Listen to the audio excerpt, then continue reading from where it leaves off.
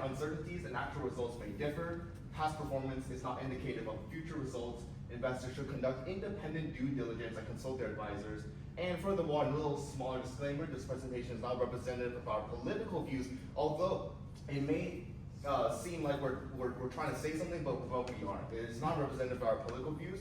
Numbers and news we present in this presentation is only for analytical purposes. Excellent.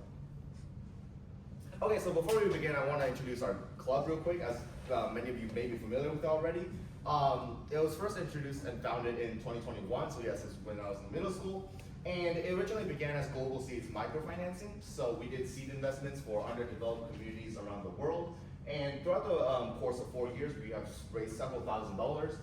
And this is also a competitive club, so throughout the years, we've been participating in the Wharton Global Youth Investment Competition. And here are some of our main stock allocations. So late 2022, we had NVIDIA, 2023, we had Amazon, and just now, 2024, we had the China Internet Index. And what we do now is we do workshops and speaker events like these, where we teach people like you how to be financially literate. Next slide. So for the past month, the S&P 500 has dropped more than 10%.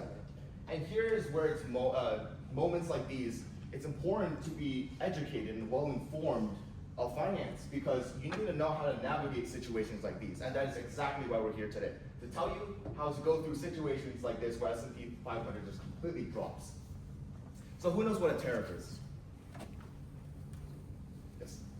It's a tax on importation of other countries' goods and services. Precisely.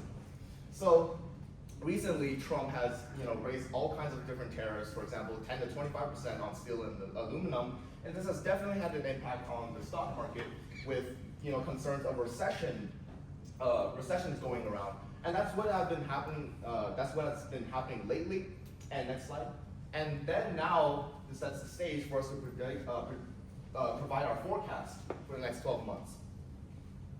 So for the first 9 months of 2025, we expect concerns of inflation, political uncertainty.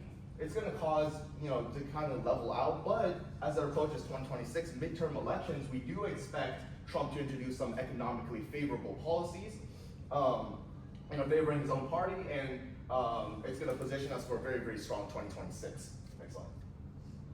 And here's some things to consider. So here's where I want to just issue the disclaimer again. This is not representative of our political views, although the numbers might try to tell some story we are trying to get through. So here's something to think about. So under Democratic presidents, we tend to have a little higher return on the S&P 500 annual, and under Republicans, it's a tiny bit lower. Democratic presidents usually promote a little stronger job growth, whereas Republican presidents do business-friendly tax cuts.